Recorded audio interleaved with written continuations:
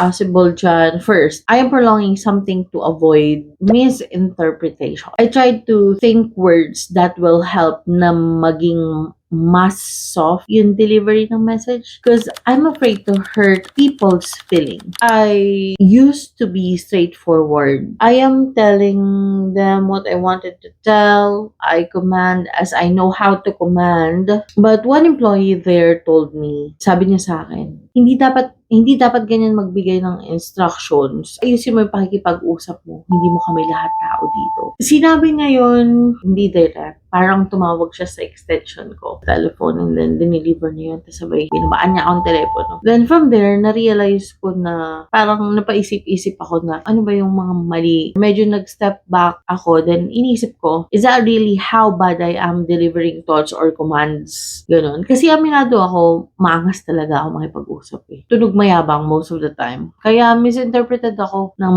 maraming tao. Is either napapagkamalan ako masungit, lahada, maangas, mayabang. Kaya usually sa mga meetings, I don't talk unless they ask me. Siguro that time dun ako nag-stop maging sobrang expressive. It's sobrang expressive sa mga thoughts ko. Hindi ko siya agad-agad sinasabi, ganon. Kasi baka maka-offend na naman ako.